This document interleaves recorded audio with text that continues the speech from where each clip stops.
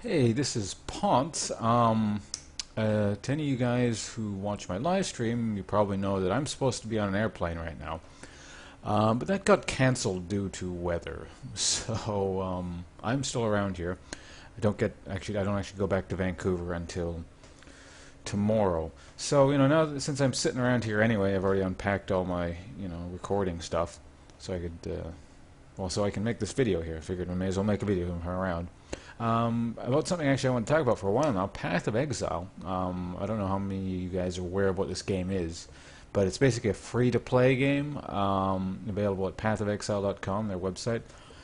It's an old-school sort of action RPG game, like a Diablo 2 style game. Just basically think Diablo 2, but they've cranked up the complexity to like PhD levels. It's pretty complicated. I'm gonna explain this more in a bit. But I'll just give you a quick show of what the skill tree looks like. This is the skill tree. Every time you level, you get a skill point, and you do something in here. It's basically like the Final Fantasy sphere grid got cancer and just sort of mutated out of control, is the way I like to put it. But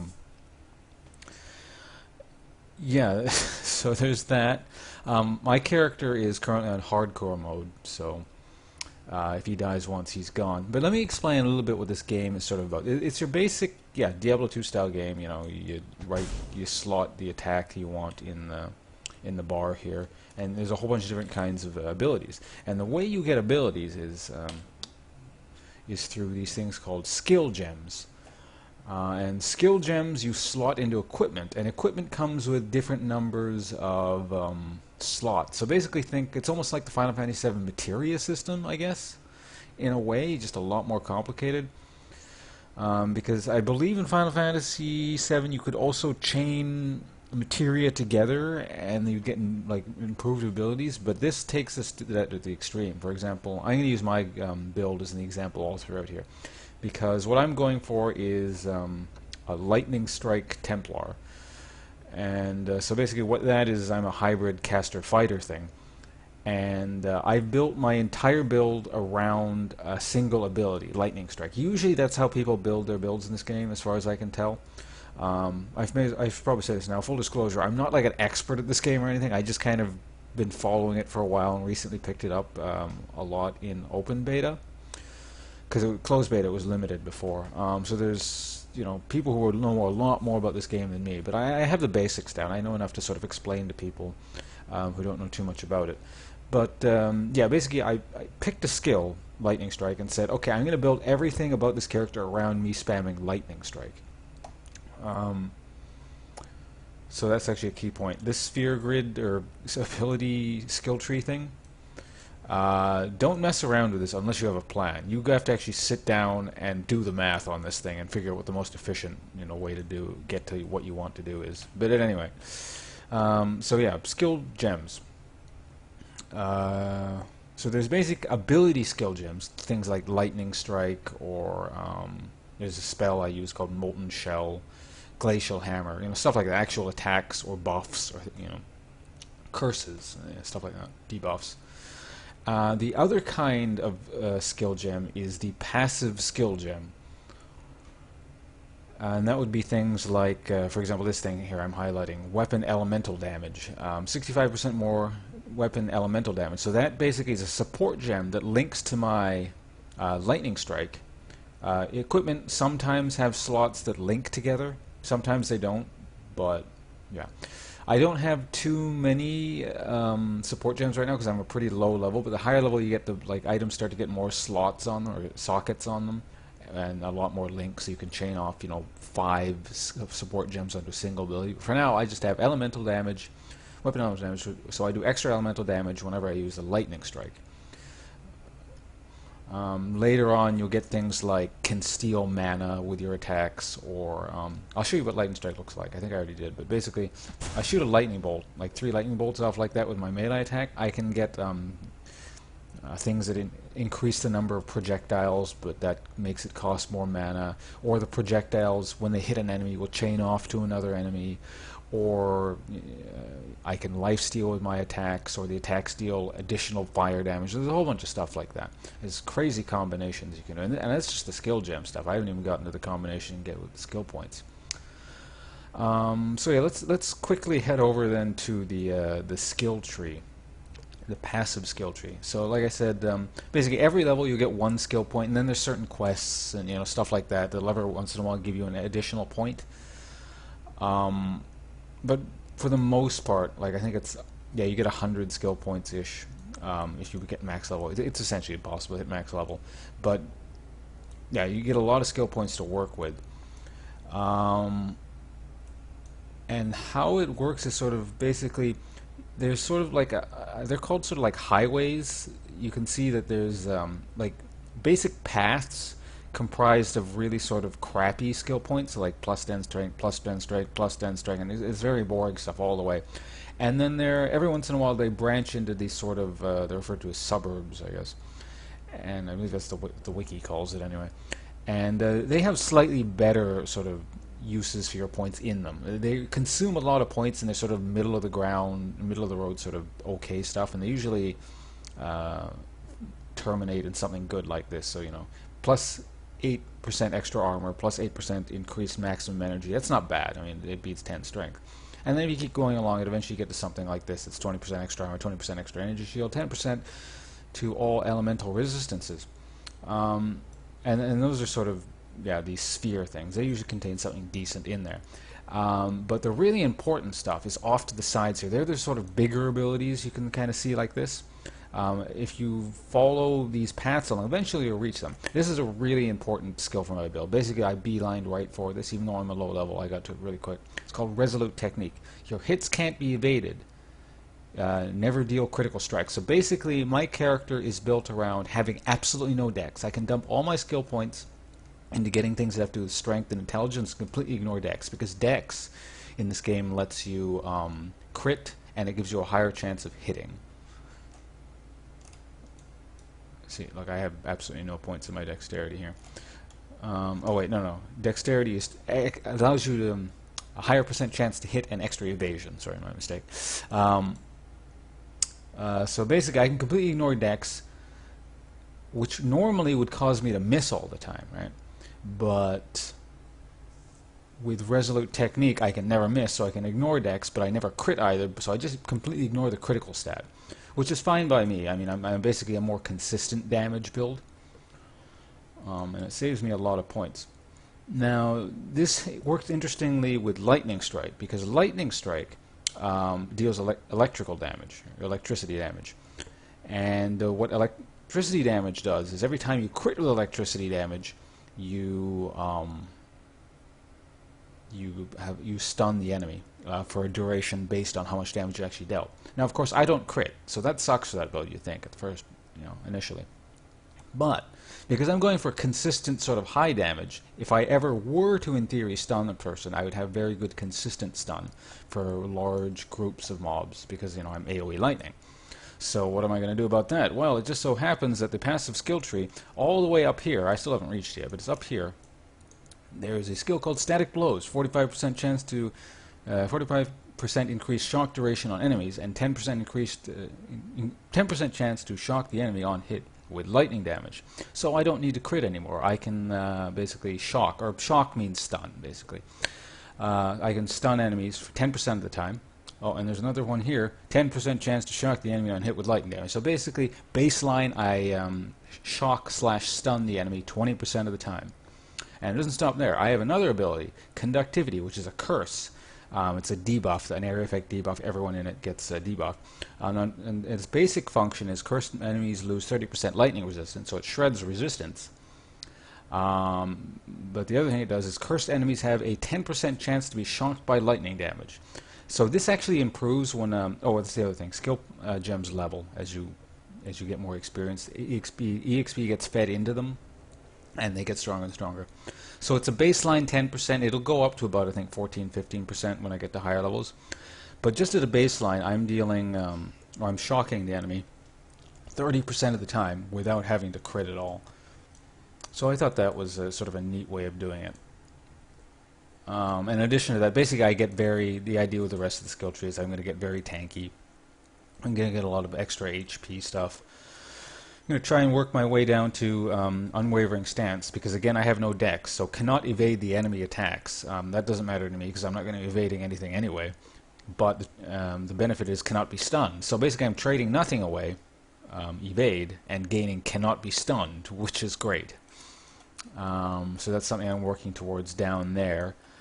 Another thing I'll be working towards is this thing over here. Whispers of Doom. Enemies can have one additional curse on. Normally enemies can only have one curse on them, but I'm going to have two curses on them, which is going to be Conductivity and Elemental Weakness, which is basically the same thing minus the easier to shock component. So I'm going to be shredding down enemy magic resistance 80%-ish at the maximum level of the skills. And it can put enemies into the negative. So basically, most enemies should have negative electrical resistance. And of course, as I mentioned earlier, there's very efficient ways of getting to the things you need, and there's very inefficient ways of getting to the things you need. I spent a lot of time on this skill tree sort of mathing out and most efficiently sort of figuring out how to get to what I need.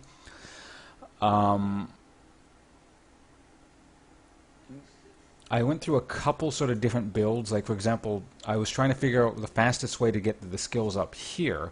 Was it to go up this way, or was it to go this way, or there was another weird route where you kind of go down here and then back up like this.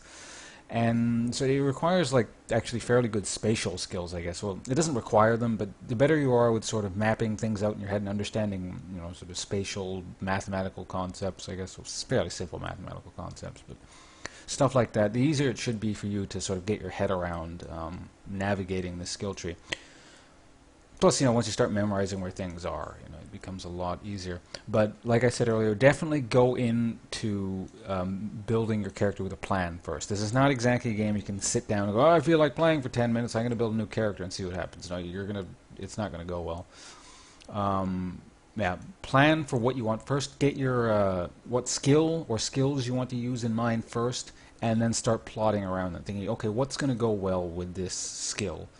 And there's not, like, basically the only reason I went Lightning Strike is I wanted to use the Lightning Strike skill. There's no particular, good reason for it. But then once I decided on Lightning Strike, I built around it. Let's move so I don't get disconnected. And there's a lot of really, really weird possibilities in the skill tree. Like, I think what I came up with is kind of clever, and it's efficient. It's not too weird though. There's some really weird stuff in here. For example, there's a build like pain attunement. Well, let me just read pain attunement. 30% more spell damage when you're on low life. Low life is defined as below 35% HP, I believe. And so then there's builds that use HP instead of mana, and buffs have a function where they basically put mana on reserve. So it's like it's going to lock out. Let's, for example, I have one. It locks out 25% of my mana, and I can't use it. If you make it go off life, basically it's going to lock out a percentage of your HP, or a flat amount of HP, or whatever the buff requires. And so people make it so that the HP buff reserve is exactly, or gets them down to exactly 35%. So they're always dealing 30% additional damage. And then there's other skills that synergize with stuff like that. And if you're low life, X happens, and blah, blah, blah. And there's other weird builds involving this thing. For example, Chaos Inoculation. This is an interesting one. Maximum life becomes 1, immune to chaos damage. Chaos damage basically bypasses your energy shield here. So this seems like it really sucks. It's like, why would you ever want to make your HP become 1? But if you're picking this, you have a very specific build in mind. It's like you're based entirely off of your energy shield, and like you make it so that your HP regen goes to your energy shield, and you life leech your energy shield, and you don't use health pots. And when you have 1 HP, certain things happen, and it's really weird. It's almost like kind of Magic the Gathering-esque, if any of you guys are familiar with that. Just things sort of chaining off each other. That's sort of the basics of the game. There's a lot more to it, but I just wanted to kind of go over character building and show you sort of the depth and the level of sort of thinking required to well, play this game, I suppose. Oh, and one more thing, I guess, is like I said, I'm playing a hardcore character now. Did I even mention that? Anyway, basically, I'm a hardcore character, which means if I die once, that's the end of the game for me. He doesn't get deleted per se, but he gets booted off the hardcore server, or hardcore league, as they call it, and into the softcore server. So as far as I'm concerned, once this character's dead, he's dead to me, because I don't want to play on a softcore server. Softcore is the standard thing where you can die as many times as you want. And they're going to have all kinds of interesting rule set leagues, like there's going to be apparently one called, what's it called? Cutthroat League, where everything is PvP all the time. Anyone can invade your area whenever they want and just kill you and take your stuff. And there's also talk of mixing rule sets, for example, hardcore plus cutthroat. So basically anyone can invade you anytime you want. You drop all your stuff, they'll take it, and you're permanently dead. Or / kicked off the hardcore league. And of course there's leagues, there's temporary leagues, like the first person to reach level 50 wins and then the league ends and you win prizes. Or like this week, this hardcore league lasts 1 week, the person that ends at the end of the week who's the highest level is going to win prizes, stuff like that. So yeah, there's a lot of depth to it. Again, it's pathofexile.com if you're interested in playing this sort of thing. I have a lot of fun with it. It's a bit of a slow start, like basically, think back to Diablo 2. The game starts kind of slow. You're just kind of plodding along, auto attack, and stuff dies. But I don't know, it makes it a lot of fun. There's all kinds of really crazy loot. I didn't even get into loot because I don't fully understand loot yet. I was talking about skill gems and passive trees, and then of course there's unique or special items that do certain things, and then those feed in synergistically with your build or don't. Well, of course, there's also flasks. Those act as pots, and flasks refill every time you kill something. They have charges, and they get charges back while you're fighting, so that's how you get your HP and mana pots back. But there's all kinds of flasks, and you have limited slots. So, for example, Quicksilver Flask is not your standard mana or HP pot. It makes you run faster. It's like a run buff like this. And then there's like Granite Flask, which makes you nigh invulnerable for about 5 seconds. There's Resistance Flasks, and all these things have magic properties on them. Like, it's random properties, just like equipment. For example, my flasks make me evade more while I'm drinking them, or there's ones that will cure curses when you drink it, or there's ones that will make you run faster while you're drinking the mana pot. There's all kinds of weird stuff like that. But yeah, this is really it for this time. That's all I have to say about the game. Check it out if you think it's neat. I can't really stream this game because it sort of breaks my computer when you use that, but we'll see. I'll fiddle around with the settings. I might stream it sometimes. But yeah, that's it for now. This has been Ponce. Thanks for watching. Hope you found this somewhat informative or interesting or something. I'll be back in Vancouver soon with my regular scheduled streaming thing again. lifeintheleague.com/livestream. Livestream probably still, even while I'm in Vancouver, 1 p.m. to 8 p.m. Eastern Standard Time, but keep basically, yeah, that's sort of touch and go. So I'm going to try and keep the same schedule. Just show up on my live stream in the link below, and I'll probably be playing in the times I mentioned, starting again this Wednesday or Thursday or something like that. Wednesday or Thursday it's going to be like it's 29th, 28th, 29th, 30th. That's about January 30th, 31st, thereabouts. So yeah, thanks and goodbye.